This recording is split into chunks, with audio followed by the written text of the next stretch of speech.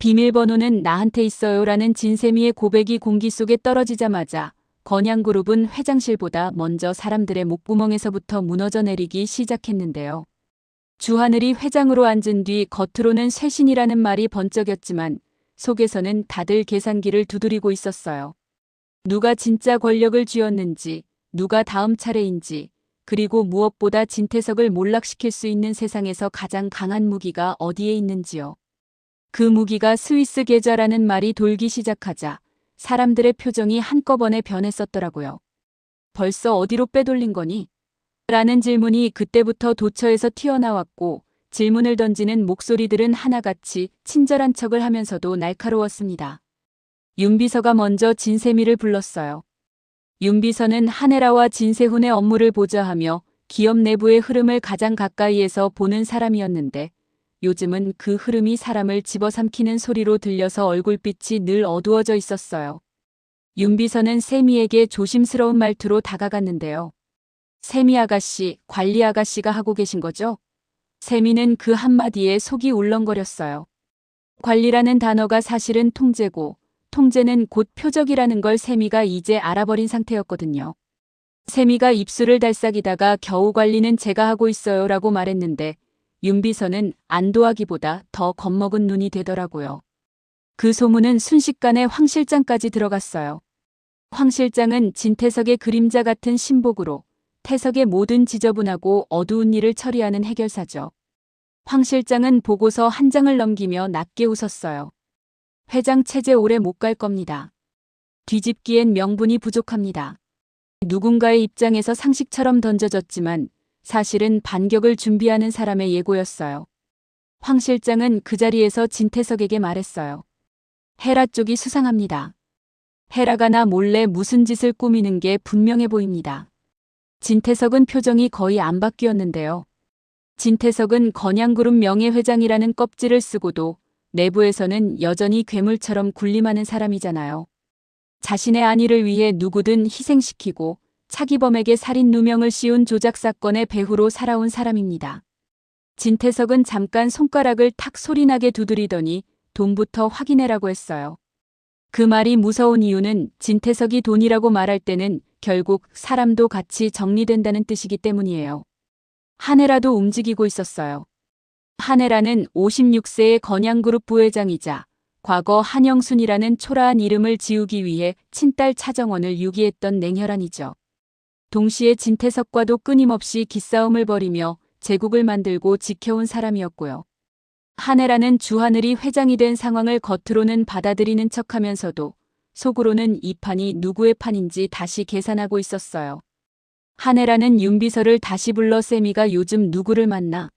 라고 물었고 윤비서가 잠깐 멈칫하자 한혜라의 눈빛이 날이 서더라고요. 한혜라는 이미 직감하고 있었어요. 세미가 정원 쪽으로 기울고 있다는 걸요. 차정원은 그 순간 가장 위험한 위치에 서 있었어요. 차정원은 과거 천재적인 디자인 감각을 가졌지만 양부 차기범이 살인 누명을 쓰고 감옥에 가면서 꿈이 꺾였고 친엄마 한혜라에게 버림받은 사실이 인생의 가장 큰 트라우마로 남아있잖아요. 정원은 자신을 무시하고 디자인을 도용한 주영채에게 복수하기 위해 영채의 신분을 가로채 건양그룹 며느리가 되었고 그 이후에는 시어머니 한혜라의 숨통을 조이기 위해 치밀한 심리전을 펼쳐왔습니다. 정원에게 리플리 증후군은 질병이 아니라 생존을 위한 무기였는데요. 스위스 계좌가 등장하자 그 무기가 더 큰 칼로 바뀌려 하고 있었어요. 정원은 주하늘을 떠올리면 가슴이 뜨거워졌다가 바로 차갑게 식었어요. 주하늘은 투자회사 스카이퀘스천 대표로서 정원의 연인이자 가장 강력한 조력자이고 어린 시절부터 정원을 지켜봐 왔던 사람이죠. 하늘은 자신의 아버지 주상철의 의문의 죽음 배후에 건양그룹이 있을지 모른다는 사실을 알고 정원과 손잡고 비리를 파헤치고 있었고요. 그런데 정원은 이미 하늘에게 말해버린 적이 있었어요. 내가 당신 등에 칼을 꽂을 수도 있어. 그 말은 협박이 아니라 고백이었고 정원 스스로도 그 고백이 무서워서 잠을 설쳤습니다. 하늘을 지키려고 힘을 가지려는 마음이 결국 하늘을 찌를 수 있다는 사실로 이어질까 봐요. 그런데도 하늘은 정원을 믿고 있었어요. 하늘은 조미향과 함께 움직였는데 조미양은 주상철 사건의 전말을 일부 알고 있는 조력자이자 하늘의 오른팔 같은 존재죠. 조미양은 정원에게 조용히 말했어요. 태석은 늘 미끼를 던지고 그 미끼를 문 사람을 죄인으로 만들어요. 정원은 그 말이 맞다는 걸 머리로는 알면서도 마음은 이미 흔들리고 있었어요. 정원에게는 진태석을 무너뜨릴 결정타가 필요했고 그 결정타는 차기범의 결백을 되찾아주는 길과도 연결되어 있으니까요. 차기범은 정원의 양부이자 가장 큰 사랑을 준 유일한 안식처였어요. 진태석의 계략으로 억울하게 살인자 누명을 쓰고 평생을 낙인 속에 살아왔고 감옥에서 나온 후에도 정원에게 짐이 되지 않으려 멀리서 지켜보던 사람이죠. 차기범은 진태석의 악행을 증명할 결정적인 증거를 쥐고 있다고 알려져 있었고 그 마지막 열쇠의 한 조각을 박경신이 들고 있다는 소문이 함께 돌고 있었습니다. 박경신은 과거 살인 사건의 결정적인 목격자 혹은 증거를 가진 핵심 인물로 차기범의 결백을 입증할 마지막 열쇠를 가진 사람이잖아요. 정원은 스위스 계좌와 박경신, 이 두 줄이 한 지점에서 만나야 진태석을 끝낼 수 있다고 믿고 있었어요. 그래서 정원은 김성희를 찾았어요. 김성희는 정원의 과거를 알고 있고 정원이 위기에 처할 때마다 뜻밖의 도움을 주거나 비밀을 지켜주는 조력자죠. 김성희는 정원을 보자마자 너 눈빛이 너무 급해졌어라고 말했는데요. 정원은 숨을 내쉬며 세미가 비밀번호를 쥐고 있어요. 그걸로 태석을이라고 말하려다가 멈췄어요. 김성희는 단호하게 끊었어요. 태석을 무너뜨리는 길이 돈 하나로 끝나면 너도 태석이랑 같은 싸움을 하는 거야. 정원은 그 말이 너무 아파서 웃어버렸는데요. 나 이미 괴물인데요 라는 말이 목구멍까지 올라왔다가 삼켜졌습니다. 그 사이 공난숙이 판을 흔들고 있었어요. 공난숙은 주영채의 친모이자 이 드라마의 실질적인 악의 축이고 과거 주상철의 죽음과 관련된 비밀을 쥐고 이를 빌미로 한혜라를 압박해 부를 축적해온 사람이죠. 공난숙은 스위스 계좌 이야기를 듣자마자 구 실장을 불러 세미 동선부터 따라고 지시했어요. 구 실장은 공난숙의 수하로 정원을 감시하거나 위협하며 공난숙의 계획을 실행하는 인물이라서 이에 사모님하고 즉시 움직였고요. 공난숙은 그 다음 주영채의 머리를 쓰다듬으며 달콤하게 속삭였어요. 이번엔 내가 이길 차례야. 정원 목줄, 이번엔 우리가 쥐는 거야. 주영채는 이미 여러 번 무너졌었죠. 정원이 자신의 이름을 훔쳐 건양가 며느리가 되었고 패션쇼 폭로와 해고로 자존심이 박살났고 엄마 공난숙의 편애 속에서 열등감이 폭발해 정신적으로도 불안정해져 있었어요. 그런데 스위스 계좌 이야기를 듣는 순간 영채의 눈빛이 번쩍 살아났습니다. 그 돈이면 하늘 오빠도 정원도 다 끝내는 거야? 영채는 웃으면서도 울먹였는데 그 표정이 너무 위험했어요. 영채는 전형적으로 자신의 실수를 남 탓으로 돌리며 폭주하는 성향이 있으니까요. 그리고 진세훈도 그 흐름에 휩쓸리고 있었습니다. 진세훈은 건양그룹 후계자로 정원의 가짜 신분에 속아 결혼했던 전 남편이고 정체가 밝혀진 후 배신감에 정원을 몰락시키려는 가해자로 변모했던 사람이죠. 지금은 주영채와 결혼한 상태지만 사랑과 배신감 사이에서 정신적 붕괴를 겪고 있었어요. 세훈은 황 실장과 노민구가 흘리는 명분이 부족하다는 말에 계속 찔려 있었고 그래서 더 명분을 만들고 싶어 했어요. 세훈은 세미에게 접근해서 세상에서 가장 강한 무기가 생겼다고 속삭이며 비밀번호를 요구했었고 세미는 그때부터 깨달았어요. 오빠들도 엄마도 아빠도 다 나를 사람이 아니라 열쇠로 본다는 걸요. 여기서 첫 번째 큰 심리적 클라이맥스가 터졌습니다. 세미가 어느 밤 주하늘에게만 연락을 했어요. 하늘 오빠 나 어떻게 해야 할지 모르겠어. 세미는 철부지 막내딸처럼 울먹였지만 말의 내용은 어른의 전쟁이었어요. 세훈 오빠가 비밀번호를 알아내달래. 아빠 스위스 계좌가 3조래. 하늘은 숨이 멎는 느낌을 받았고 곧바로 조미향을 불렀어요. 조미향은 그 돈이 움직이면 태석은 무조건 반격합니다.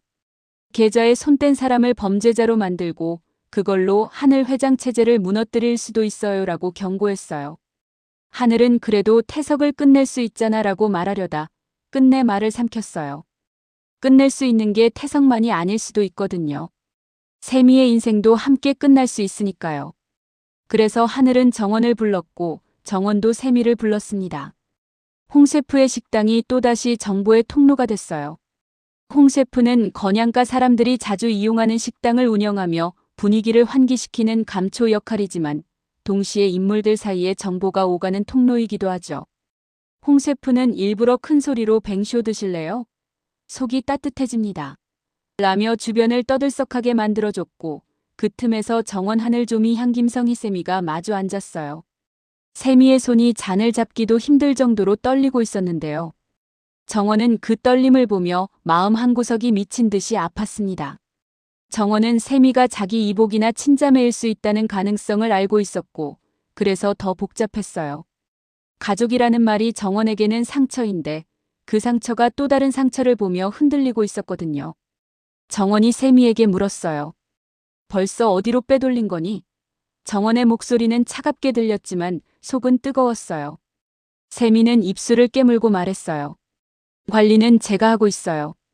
근데 누구도 못 가지게 할 거예요. 그 말이 두 번째 심리적 클라이맥스였어요.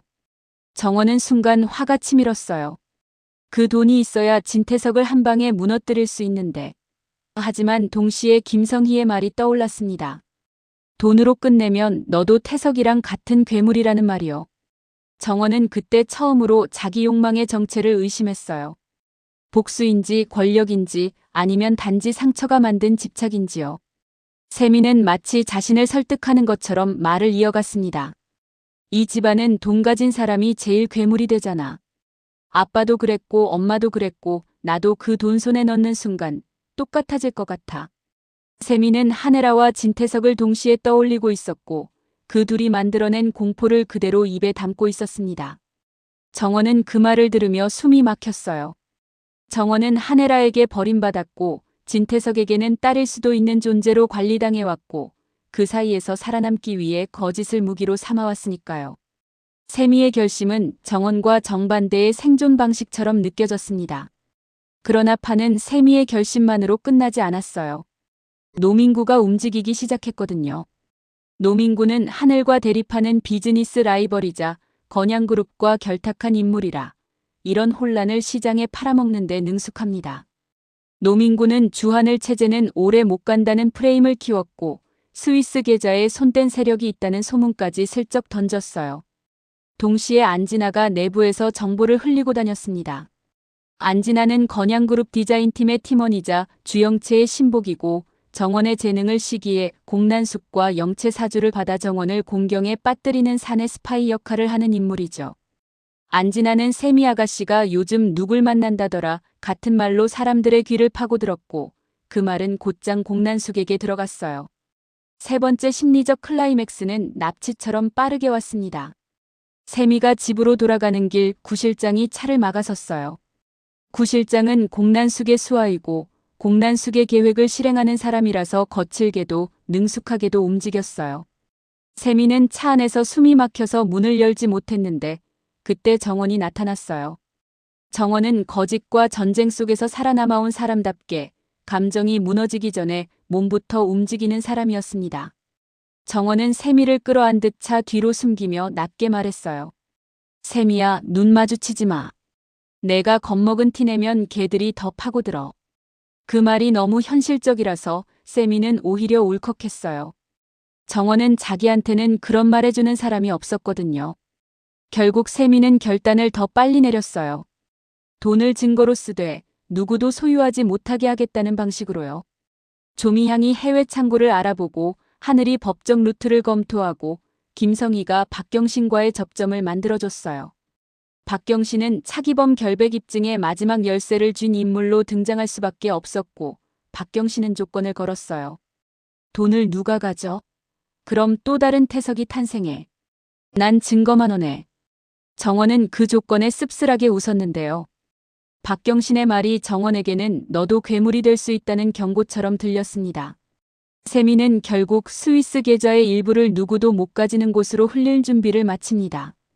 공익재단 수사협조계좌, 해외 자금 추적이 가능한 경로, 그 모든 걸 조미양이 차분히 정리했어요. 하늘은 세미를 보며 말했어요. 내가 지금 하는 건 배신처럼 보일 수도 있어. 세훈도 헤라도 심지어 정원도 널 원망할 수 있어.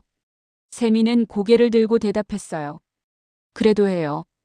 이 집안에서 내 편이란 건 결국 돈 편이잖아. 난 사람 편하고 싶어. 그 말이 네 번째 심리적 클라이맥스였어요. 가장 약해 보였던 세미가 가장 무서운 선택을 하고 있었으니까요. 하지만 마지막 순간 정원은 또 흔들립니다. 정원은 차기범을 떠올렸고 차기범의 억울함을 떠올렸고 자신이 주영채의 이름을 훔치며까지 버텨온 이유를 떠올렸어요. 정원은 세미를 붙잡고 싶었어요. 그 돈, 우리 손에 있어야 태석을 확실히 끝낼 수 있어라고 말하고 싶었는데요. 정원은 결국 말 대신 손을 놓지 못했어요. 손을 놓는 순간 정원은 자신이 돈을 주려는 사람이 되는 것 같았거든요. 정원은 간신히 말했어요. 세미야, 내가 선택한 길이 맞다면 내가 지켜줄게. 그 말은 다짐이면서도 정원 스스로에게 하는 약속 같았어요. 그리고 그 밤 진태석은 황 실장에게 한마디 했습니다. 비밀번호 말고 세미를 찾아. 진태석은 돈을 찾는 게 아니라 사람을 찾는 척했지만 그 말의 속뜻은 너무 분명했어요. 사람을 잡아야 돈이 돌아오니까요. 한혜라는 윤비서에게서 세미가 잠시 사라졌습니다라는 보고를 듣고 숨이 턱 막혔고 공난숙은 구실장에게 세미를 먼저 잡아 정원은 그 다음이라고 지시했고 주영채는 울면서 웃었어요. 이제 건양은 내 거야. 진세훈은 잔뜩 일그러진 얼굴로 중얼거렸어요. 주하늘 회장 체제 오래 못 가 명분이 부족해 명분이 그 말은 점점 주문처럼 반복되고 세훈의 정신도 점점 모서리가 달아가고 있었어요. 여기서 이야기는 일부러 멈춰요. 세미가 정말로 3조 전부를 비워버렸는지 일부만 옮겨 더 큰 함정을 팠는지 그 결과가 하늘을 살릴지 정원을 망칠지 아직은 확실히 안 보이거든요. 다만 확실한 건 하나예요. 스위스 계좌에 비밀번호를 준 순간부터 진세미는 더 이상 철부지 막내딸이 아니었고 차정원 주하늘한 헤라공난 숙진태석 모두의 운명을 쥔 열쇠가 되었고 그 열쇠가 열어젖힐 문 뒤에는 복수의 완성만큼이나 사랑의 파국도 기다리고 있다는 사실입니다. 정원은 결국 선택해야 합니다. 돈으로 무너뜨릴지 돈을 버리고도 진태석을 무너뜨릴지요. 그 선택의 끝에서 정원이 정말로 주하늘의 등을 찌를 수 있는 사람인지 아닌지가 드러날 것 같아서 다음 전개가 숨막히게 궁금해지더라고요.